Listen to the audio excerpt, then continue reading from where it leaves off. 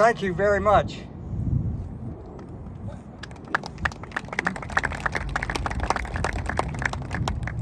John Paul Jones hung my half-sister from the yardarm of his ship. Now, how do I know that? Because I am the flag of the United States of America. And I have quite a history, and I want to share it with you today. It has been fascinating, and sometimes it gets a little ragged around the edges and the seams get a little worn. But you know what? We've always seemed to come back and rejuvenate ourselves and keep on going as the greatest nation in the world.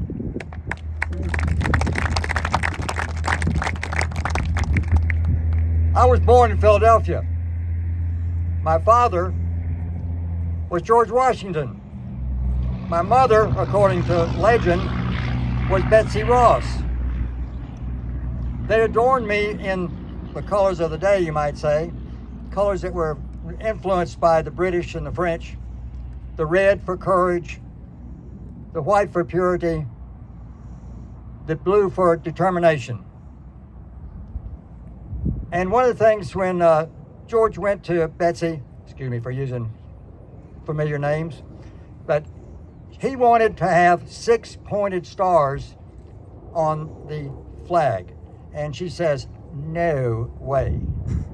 She showed him by a particular way she folded a piece of fabric. She could take one snip of the scissors and make a perfect 5-star flag. So she did contribute that. And there's lots of stories about what else she contributed.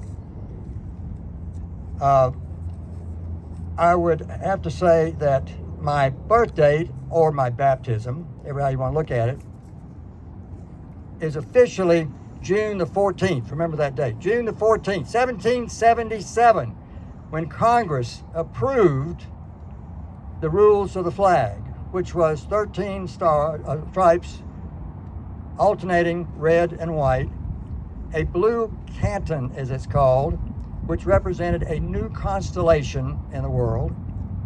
After all, we were just wrapping up the American Revolution. And 13 stars, one for each of the original 13 states.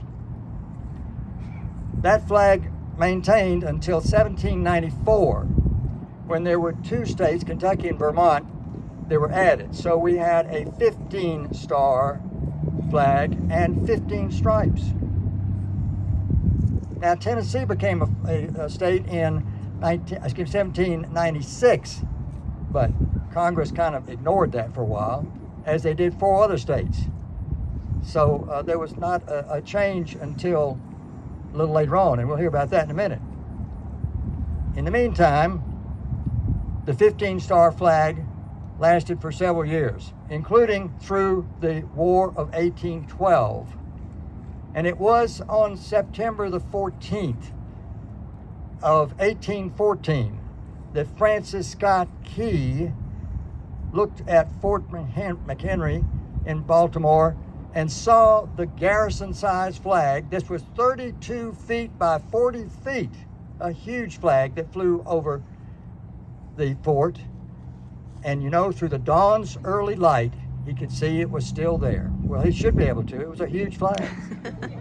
And after all, they paid Mary Pickersgill $45.90 to construct that flag.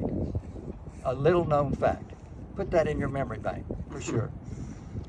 Well, you know, there were some other states that came along, and finally, as we mentioned, in 1818, with 5 states, the flag was converted back to the 13 stripes, but there were a star for each of the existing 20 states at that time. And then more states came online. So in 1861, there were 34 stars on the flag. And thanks to the Scholes family, we have 2 flags from that era that I want to share with you.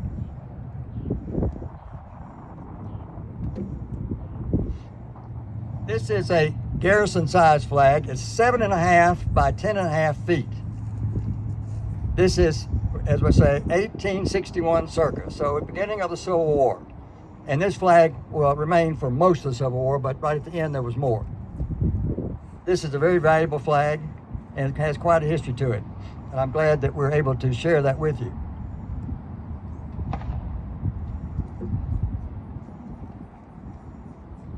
At the end of the Civil War, there were 36 states, and materials were very scarce. So they had some flags left over that had 34 stars on it, and the glaziers, as they were called, because this was hand painted, added 2 stars to make the 35th and 36th state and conserve on materials. So very interesting. Again, a very historic flag and very, very valuable. If you want to come up and look at them afterwards closer, you're certainly welcome to do that. And by the way, one little incident that happened during that time here in Nashville, which I want to share with you, there's a gentleman named William Driver who had a flag that he carried around with him everywhere. He lived in Nashville, moved to Nashville, and he died here. He called his flag Old Glory, one of the favorite names we have for our flag. So at the Nashville Cemetery where he's buried is one of the very few places where the flag can fly 24 hours a day without having electricity on the flag overnight. In the late 1800s, there was a huge resurgence of respect for the flag. In 1892, for instance, Francis Bellamy wrote the Pledge of Allegiance. It was included in a school newspaper, and it was actually meant as a promotion for selling flags. But it became a lot more than that, for sure. And certainly, as a flag, I liked the attention.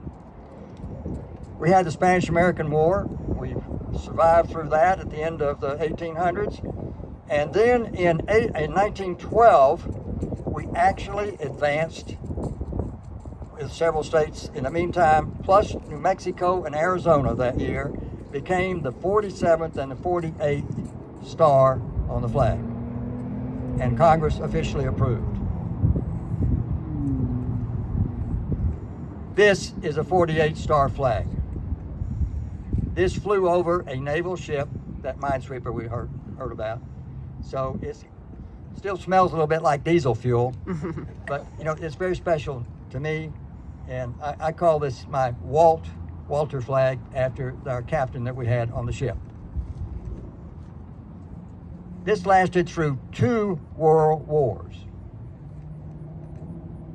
Wars, World War I in the late 19-teens, and then of course World War II, which began on December 7th, 1941, when the Japanese attacked Pearl Harbor. And by the way, one little fact I just found out about that's very interesting. One of the flags from the ships that were destroyed in Pearl Harbor that day in December was raised over the capital of the United States on the day that Japan surrendered. So I thought that was very appropriate to keep that flag for that special purpose. That flag maintained as our 48-star flag for 47 years. At the time, it was the longest stretch of a flag with that number of stars. Then came along 1949 when Alaska became a state. So we had a few flags made with 49 stars. If you got one of them, hold on to it. It's very valuable because along came Hawaii the next year and we made it 50. So that was 1960. And that's where the little name for the TV show Hawaii 5-0 comes from, because they were the 50th state. So this is the 50-star flag. And this flag, again, is special to me because it flew over the U.S. Capitol. Doesn't make it really any better than another flag just like this, but it's special because of the fact that it touched the top of the building where our legislature all takes place, as far as the federal government is concerned. So now, this is the longest serving flag. This is 63 years that it has been in service. So you know what? If you add all that up, I have been outfitted 27 different times. And you know what? I'm 264 years old and looking pretty darn good for it. The big question is, what's going to happen if we have a 51st state? What will happen to those stars? Stay tuned. We'll find out in time.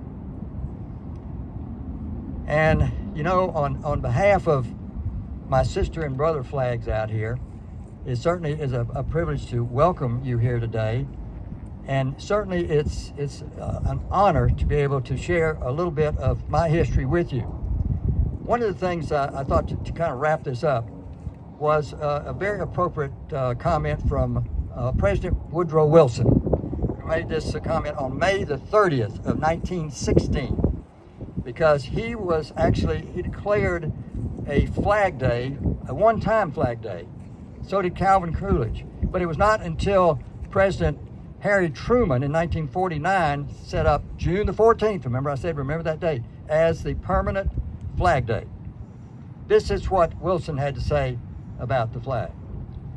This flag, which we honor and under which we serve, is the emblem of our unity, our power, our thought and purpose as a nation. It has no other character than that which we give it from generation to generation. The choices are ours. It floats in majestic silence above the hosts that execute those choices, whether in peace or in war, and yet through silence it speaks to us of the past, or the men and women who went before us, and of the records they wrote upon it. My special appreciation to all veterans, dead or alive. And I want to end with this one last flag, because this is the symbol of the flag that is presented at the final rites for a veteran. And you know, when it's placed in the hands of the family, it is placed there because the President and a grateful nation have demanded it. Ladies and gentlemen, I'm so proud to be your flag, and it has been an honor to tell you about why we are just a little bit of the greatest nation in the world. And God bless this country, and God continue to bless this flag and everybody that's under it. Thank you so much.